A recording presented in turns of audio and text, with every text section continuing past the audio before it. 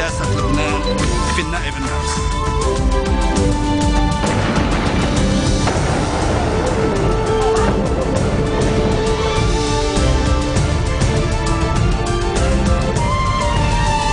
Good afternoon and thank you for joining us on FutureTV. I'm Linda Tamim and these are today's headlines. Fighting in Tripoli is raging on for a fifth consecutive day as the death toll rises to 6.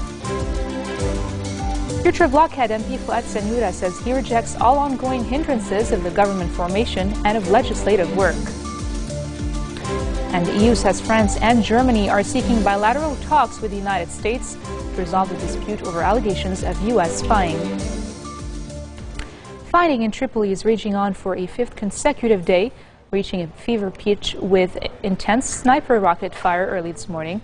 Residents of the northern city voiced feelings of helplessness and anger as the death toll rose to 6, with dozens more wounded.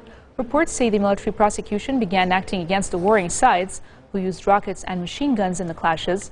The army responded to the sources of fire and carried out patrols in the areas that separate the two districts and at the city's entrance as well. Prime Minister-designate Tamam Salam expressed regret over the victims of the clashes and stressed the importance of undertaking the necessary measures to end the fighting in the city. He held the government responsible for the situation in Tripoli as it failed to act firmly with the violators. Future blockhead MP Fuad Sanura says he rejects all ongoing hindrances of the government formation and of legislative work. His remarks came as he was inspecting ongoing developments projects in Sidon, accompanied by head of the city's municipality, Mohammed Saudi. Sanura said that the government formation issue should be prioritized. He made clear that the situation in Lebanon will never be stable without a responsible government to make decisions. In light of the regional changes, the future blockhead called upon the Lebanese to resolve all disagreements through dialogue. Asked about Tripoli's security incidents, Sanura held the government responsible and said it has been designing security plans without implementing them. He said there should be only one authority across the country. Maronite Patriarch Bashar says a possible decision by Prime Minister-designate Tamam Salam to give up his task to form the new government would be shameful for all the lawmakers who named him during binding consultations with the president. These remarks come amid rumors that Salam will give up his task within a few weeks. As he was addressing reporters upon his return from the Qatari capital of Doha, Rai accused MPs of obstructing Salam's work. Asked about the results of his talks with Qatari officials, including the Emir, the Patriarch said that he has received promises to unveil the fate of the 2 bishops and 3 priests kidnapped by rebels in Syria. The 2 bishops, Yohanna Ibrahim and Boulos Yazji, were kidnapped in the northern province of Aleppo at the end of April.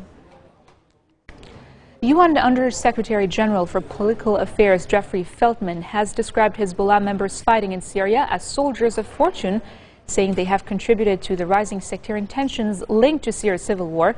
He said Iran is concerned about the implications of the sectarian aspects of the conflict in Syria, which also has implications on countries beyond the country. Feltman said the Iranians should be interested in seeing an end to the fighting in Syria because that fighting is an engine, provides momentum behind the sectarian conflict that can touch the entire region and the entire world. Asked about the Geneva conference next month and why Hezbollah was not invited to it, Feltman said the group is not part of the political process that can lead to a solution. He concluded by saying that the Syrian people should be the ones to determine their country's future.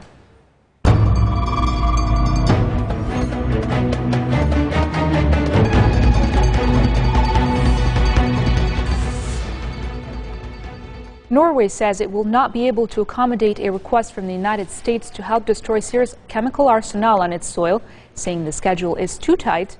Norwegian Foreign Minister says the decision was made based on the obligations laid out in the UN resolution foreseeing the destruction of the weapons. Tens of thousands of people have escaped from the Al-Safira district in northern Syria, fleeing non-stop heavy bombing and a massive exodus. This is according to Doctors Without Borders, who says humanitarian aid is insufficient to meet the needs of the millions displaced. 8-year-old Aya is one of the millions of children who fled their homeland. Check it out. Aya practices writing her name over and over again. She is 8 years old and loves to learn. She is also a Syrian refugee.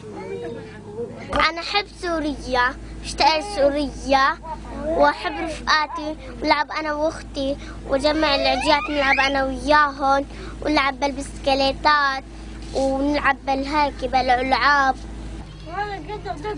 There are now 1 million Syrian refugee children spread across the region. Aya is one of them. She has seen war firsthand, experienced flight. صار يضربوا على الدار، من ضربوا الدار مشينا ما ضلينا صرنا نبكي ولحنا ندحج على الدار صرنا نبكي بعد صرنا نبكي لمن اجينا لهون. Home for her and her 6 brothers and sisters is this makeshift tent in Lebanon's Bekaa Valley. Her father's pride and joy was that he had been able to educate his children, boys and girls alike. Aya has not been to school for 2 years now and has little prospect of going soon. ما تم عندي غير هاي ما تعلمت وصغيرة ذيك الدرويشة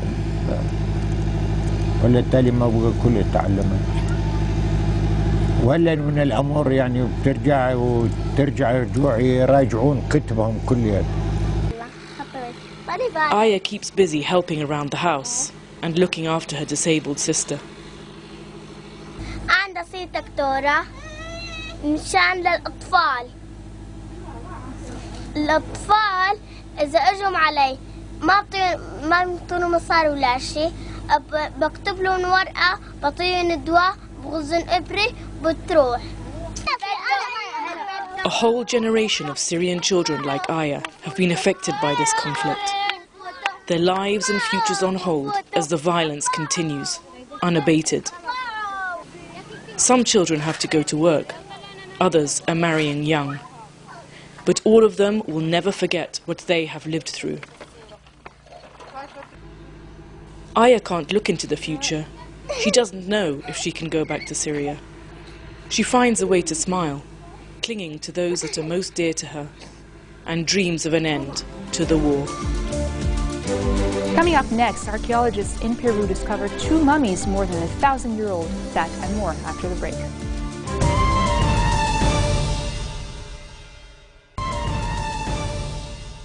Welcome back. European leaders have united in anger as they attended the second day of a summit overshadowed by reports of widespread U.S. spying on its allies.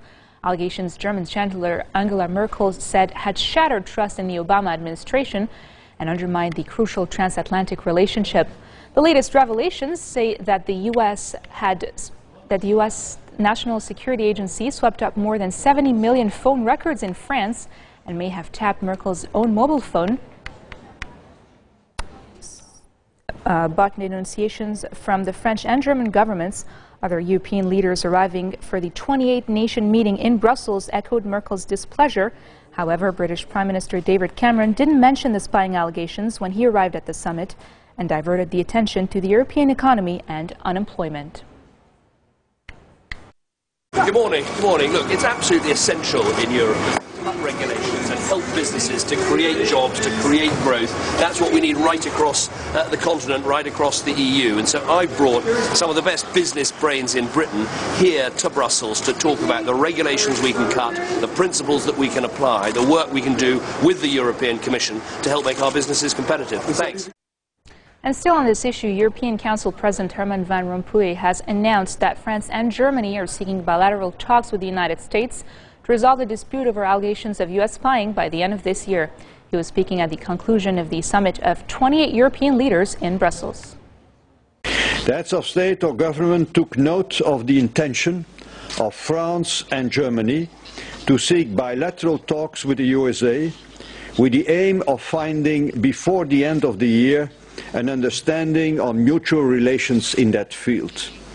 They noted that other EU countries are welcome to join this initiative.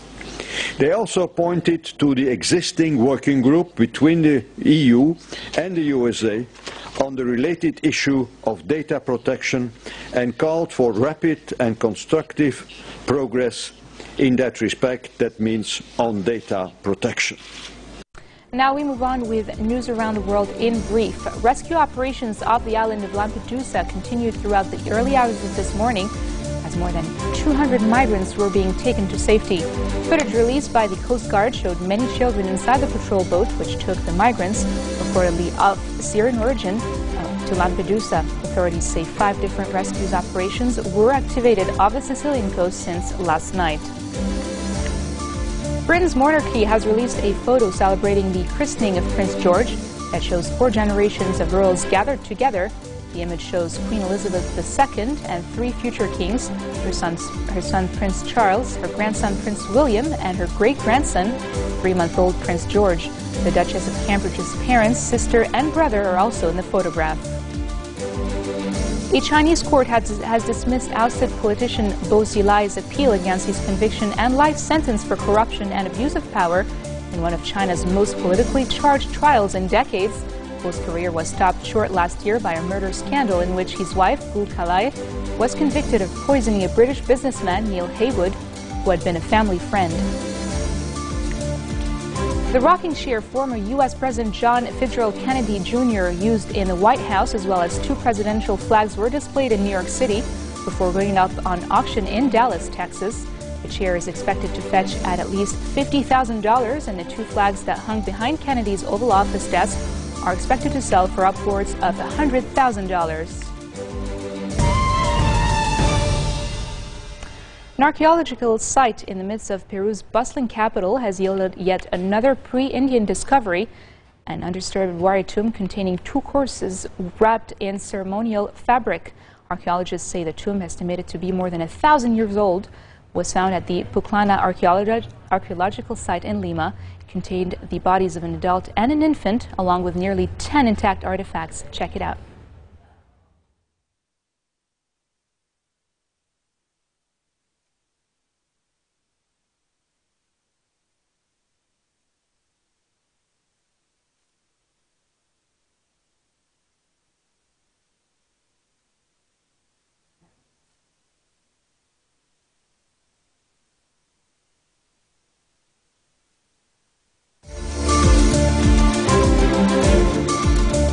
Pretty impressive. And on that note, we end our bulletin for today. Now let me remind you of our headlines. Fighting in Tripoli is raging on for a 5th consecutive day as the death toll rises to 6. Future Bloc head MP Fuad Sanyura says he rejects all ongoing hindrances of the government formation and of legislative work. And the EU says France and Germany are seeking bilateral talks with the United States to resolve the dispute over allegations of U.S. spying. Those are your Friday headlines from the English news team here at Future Television. Catch me again tomorrow, same time, for more of the world's top stories. Have a great evening. أنا بتمنى يكونوا كلهم مثل ضفر إذا سعد حريري. سياسة لبنان في النائب النفس.